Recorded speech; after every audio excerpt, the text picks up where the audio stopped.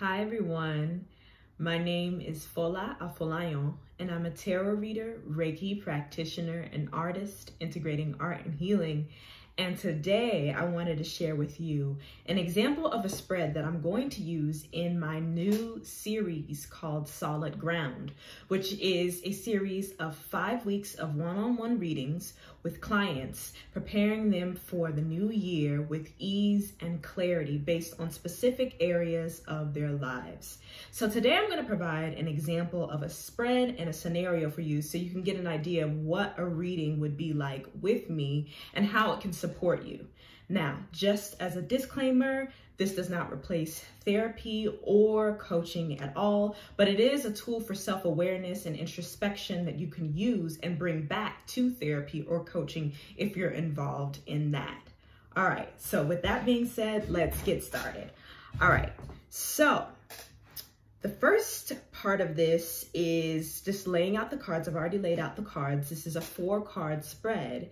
And this is a great tool for self-awareness that I can use as a journal, or it was introduced to me as something that I could journal about, and you can do that as well. But I also feel like doing this with cards gives us the clarity that we need to move forward when we have a visual image there with symbols, and then you can use your intuition as well to pick up on what else is coming up for you as you're seeing the cards. So, all right, the first question in this spread is who or what is important to you in this situation. Now, I want to preface this with saying that the spread is based on a difficult situation, and the situation is difficulty setting a solid bedtime and ritual. If you can relate, raise your hand. So one of the sections in Solid Ground is all about morning and evening rituals. And so let's say in this scenario, the person is having difficulty setting a bedtime routine or ritual that ensures a healthy, solid night's sleep. And of course, if you need to go to the doctor or get some sort of other, tinctures or anything like that, that might help as well. But let's just say we're thinking about other things we can do as well in this situation. So this person is having difficulty getting to sleep and having a consistent routine. All right. So the first question is who or what is important to you in this situation? Who or what is important to you in this situation? And so for that one, we get Temperance.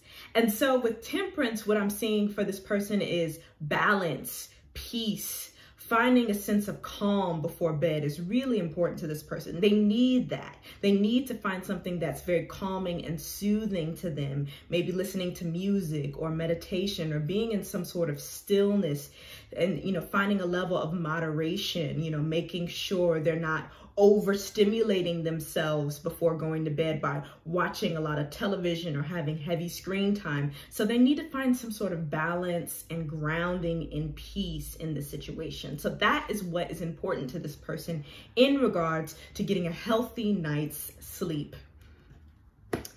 And then the second one is, what unwanted thoughts or feelings show up for you as you try to move towards what's important? What unwanted thoughts or feelings show up as you try to move towards what's important? And for this, we get the 8 of Pentacles. Now, this gives me the sense that the person might be thinking about work as they're trying to sleep. They might be tossing and turning, thinking about all the work they need to focus on and meeting their goals and what they have to do, or that they're not good enough at something, or, oh my gosh, I forgot to do this. Like there might be these endless thoughts that come up, or I just have to work really, really hard to get a bedtime routine, which is very counterintuitive, right, to getting a good night's rest. But they might think I just have to work really, really hard, or they might have these rigid ideals about a bedtime routine, and they might be having some resistance against that. And then question number 3. What do you do when your story shows up? So what do they do when their story shows up of thinking they have to work really hard, or all of these thoughts about work, or they can't get to sleep, or they feel super rigid about it? We get the Knight of Swords.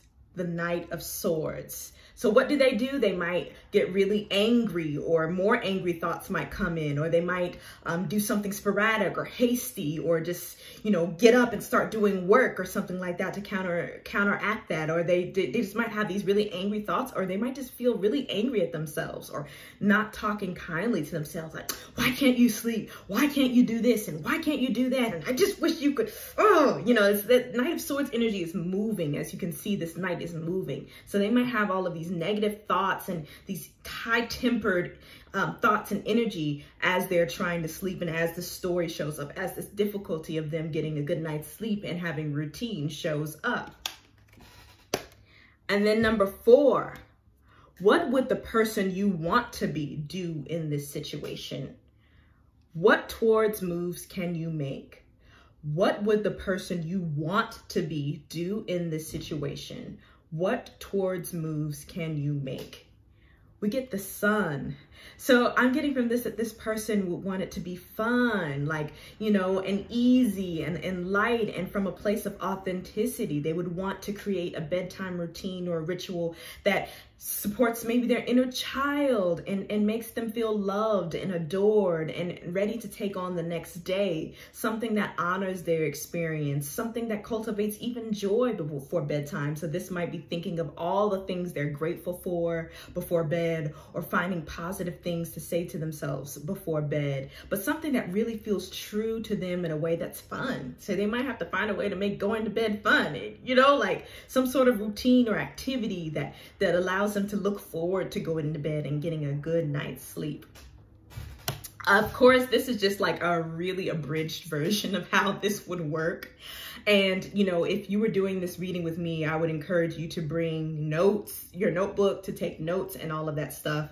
And then you could take this back and, start implementing it in your routine, or have this awareness of what's going on and start to prepare to implement this in your evening time ritual, figure out what you need to do. And then we could pull more cards for more advice. And then you could bring that back to your coach or therapist, or just use it as an introspective tool as you prepare for the new year. So this is an example of one of the spreads that I would use in my new series, Solid Ground. 5 weeks of one-on-one readings to get you ready for the new year. If you're worried about the new year, if you need support preparing for the new year in an easy way, in a calm way, in a compassionate way, I invite you to join me. I'm going to leave the link to my website in the description box below. And sessions open November 15th is when I'll start taking sessions. I'm only taking a limited amount of clients to ensure that we get that one-on-one time. We'll meet an hour a week, and we'll go through spreads like this that are grounded in self-awareness and empowerment, and not about, what's going to happen to you, or things that are outside of your control, right? So I invite you to join me if this sounds like something that you would like to be a part of. And I'm going to leave the questions in the description box as well, so you can kind of get an idea of what those questions are for the spread. If you have any questions for me about this series, feel free to reach out to me. Take care and be well, and I'll see y'all in the next video. Bye.